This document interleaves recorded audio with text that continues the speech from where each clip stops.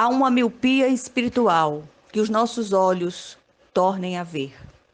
Andarão dois juntos, se não houver entre eles acordo? Rugirá o leão no bosque, sem que tenha presa? Levantará o leãozinho no covil a sua voz, se nada tiver apanhado? Cairá a ave no laço em terra, se não houver armadilha para ela? Levantar-se-á o laço da terra, sem que tenha apanhado alguma coisa? Tocar-se-á a trombeta na cidade, sem que o povo se estremeça? Sucederá algo mal à cidade, sem que o Senhor o tenha feito? Certamente o Senhor Deus não fará coisa alguma sem primeiro revelar o seu segredo aos seus servos, os profetas. Amós 3, de 3 a 7. Amós, o profeta do prumo, foi enviado como trombeta de Deus para anunciar o castigo a um Israel impenitente, ganancioso, impuro e profano. A mensagem de Amós é uma proclamação sobre a voz do Senhor como o rugido de um leão contra os que o têm repudiado. O povo havia trocado o temor de Deus por um formalismo religioso exterior que não convencia o Senhor. Aqui, ele exorta o povo a buscar discernir tanto o bem quanto o mal. Contudo, o povo havia virado as costas para o Senhor, indo após outros deuses, provocando o Senhor a ira e suscitando um justo castigo. Há uma diferença entre sofrermos as consequências de um mundo caído, sujeito às enfermidades, calamidades e tragédias, e sofrer essas coisas como consequências de nossos pecados pessoais. Atentemos para isto. Será que temos buscado em oração o discernimento sobre as coisas espirituais sinalizadas para nós? Por causa da nossa miopia espiritual, não as enxergamos. Temos ouvido incessantemente sobre a questão inegociável da obediência requerida por Deus do seu povo escolhido. Nada substitui a obediência.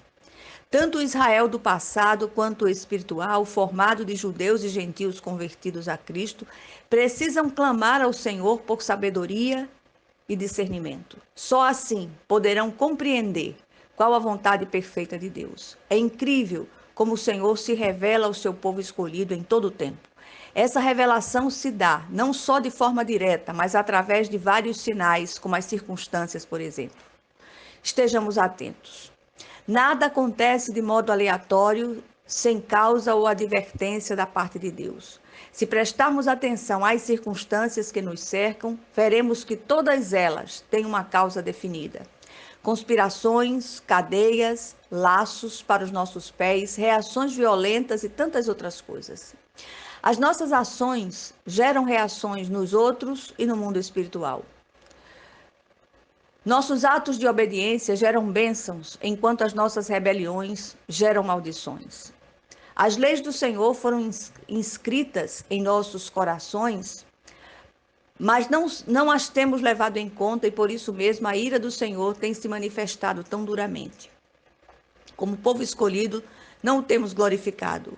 Quando as coisas acontecem, quase nunca paramos para nos perguntar o que gerou essa situação. Casamentos têm sido destruídos por falta de atitudes dos cônjuges, filhos têm sido ceifados da terra ainda jovem por terem desonrado seus pais, orações têm sido rejeitadas por Deus por causa da hipocrisia do muito falar. Atitudes e palavras são sementes, e quando as plantamos, elas brotarão e produzirão frutos da mesma espécie. Portanto, cuidado com as sementes. São muitas as situações e os sinais do desfecho, em todas elas são visíveis, mas têm sido ignorados. Na verdade, temos negligenciado o Senhor e o temos excluído de nossa vida diária.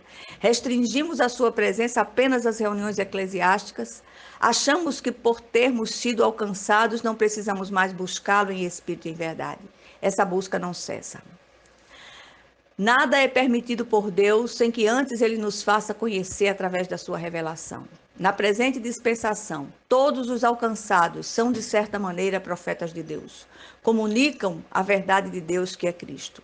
Ainda há aqueles especificamente comissionados por Deus para nos advertir. A petição paulina é para que tenhamos espírito de sabedoria e de revelação no pleno conhecimento do Senhor e que sejam iluminados os olhos do nosso entendimento, Precisamos, à semelhança do apóstolo Paulo, clamar por isso incessantemente. Tudo o que precisamos saber já nos foi doado e revelado. No entanto, nossos olhos ainda precisam dessa iluminação do céu para compreender os mistérios e propósitos do Senhor, sobretudo em relação à disciplina que Ele aplica em nós cada vez que o desobedecemos. O que o Espírito deseja nos ensinar aqui? Vigiemos sempre e busquemos sabedoria e discernimento espiritual, que voltemos a ver. Tenhamos cuidado com as ações, elas geram reações, nem sempre agradáveis, nas pessoas e no mundo espiritual. Muitas vezes as nossas ações suscitam a ira de Deus. Não estou falando no sentido da perdição eterna, porque os eficazmente alcançados não se perdem, mas no sentido de arcarmos com as consequências dos nossos atos. Cada um de nós dará contas de si mesmo a Deus. Portanto, examinemo-nos a nós mesmos. Os sinais estão todos diante de nós. Nada acontece sem que primeiro o Senhor revele seu segredo aos seus servos, os profetas, que num certo sentido somos nós, e aqueles especialmente comissionados por Ele. Atentemos. Em nome de Jesus. Amém.